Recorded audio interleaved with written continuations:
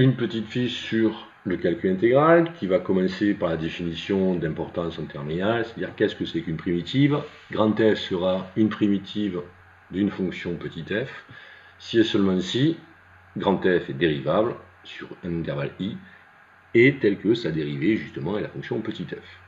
Le théorème fondamental de l'analyse dit que toute fonction continue sur un intervalle i admet des primitives sur i. C'est un résultat extrêmement fort qu'on aurait dû démontrer en cours, mais qu'on n'a pas pu faire à cause du confinement. J'espère qu'un jour vous le verrez. Ce résultat, cette démonstration se basait sur quoi? Justement sur l'étude de la fonction qui a x associée la primitive de l'intégrale de a à x de f de t dt, et on aurait montré que cette fonction-là était l'unique primitive de f qui s'annulait en a. C'est-à-dire tel que f' de x est égal à grand f' de x est égal à petit f de x, et grand f de petit a est égal à 0. À quoi l'intégrale de a à b de f de t dt correspond? À l'aire algébrique délimitée par la courbe, l'axe des abscisses et les droites d'équation x égale a, x égale b. Retenez que l'intégrale en maths revient à calculer une aire, en physique et en chimie vous verrez que ça revient à calculer une énergie. Cette valeur que vous obtenez est en fonction de l'unité d'air, et c'est son unité. Alors faites attention dans les exercices, souvent vous avez des unités un peu bizarres, par exemple on prend 2 cm en abscisse et 3 cm en ordonnée comme unité. Dans ce cas-là, l'unité d'air sera égale à 2 fois 3 cm², c'est-à-dire 6.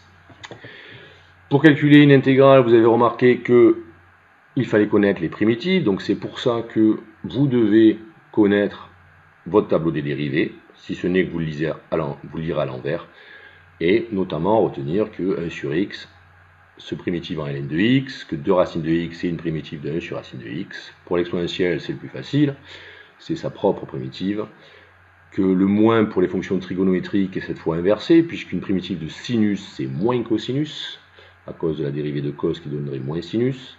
Enfin, pour les fonctions composées ou les sommes de fonctions, les propriétés algébriques, la primitive d'une somme et la somme des primitives. La formule la plus importante, c'est u' u puissance n, dont une primitive est u puissance n plus 1 sur n plus 1. Faites bien attention au fait que pour les fonctions composées, il y ait bien en produit la dérivée de u. Et ensuite, c'est facile.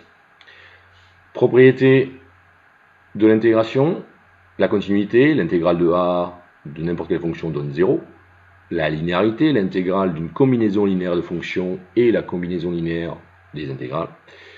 Le théorème de Charles, que vous trouvez partout, c'est-à-dire que l'intégrale de a à b peut se découper en une intégrale de a à c plus une intégrale de c à b, à condition que la fonction soit continue sur tous les intervalles a, b, a, c, c, b.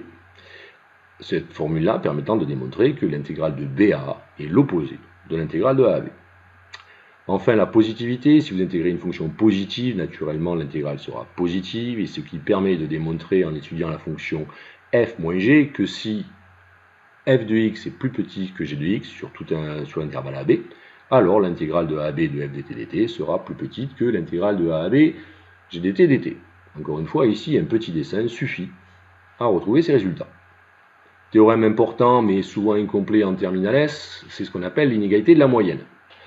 Si vous avez une fonction qui est bornée par deux réels petit m et grand M, il en sera de même de l'intégrale, c'est-à-dire que l'intégrale ne peut pas prendre n'importe quelle valeur, et elle sera elle aussi bornée par m multiplié par la longueur de l'intervalle, m facteur de b-a et grand M facteur de b-a, qui sont en fait l'aire des petits rectangles verts et petits rectangles bleus que vous voyez. Ceci est un encadrement, cette propriété s'appelle l'inégalité de la moyenne.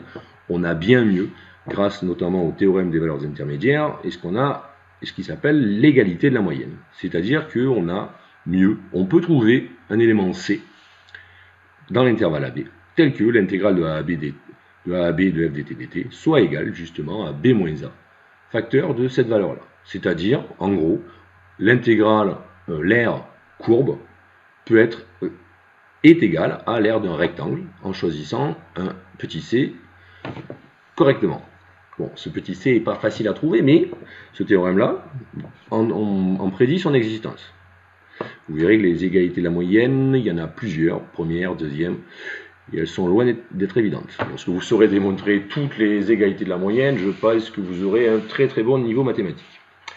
À quoi nous servent l'intégrale aussi, puisque l'on sait calculer l'aire qui est entre une courbe et l'axe des abscisses, pourquoi pas calculer l'aire entre deux courbes.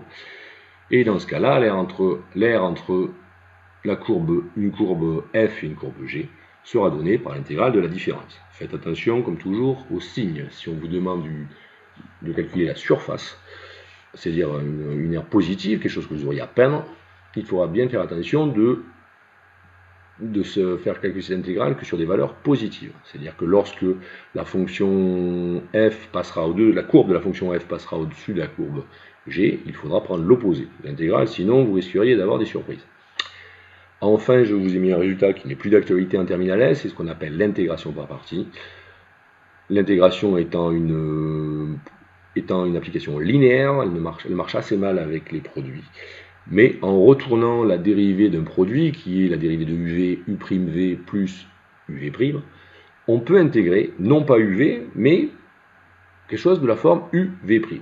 Si jamais on arrive à reconnaître dans l'intégrale qu'on a calculé un produit d'une fonction qu'on sait primitiver facilement et l'autre plus compliquée en général qu'on va choisir de dériver, on pourra transformer une intégrale de UV' en une intégrale de U'V, sachant qu'il y a un prix à payer, notamment le signe moins, et la partie entre crochets qui sont les valeurs de la fonction U de x, V de x entre A et B.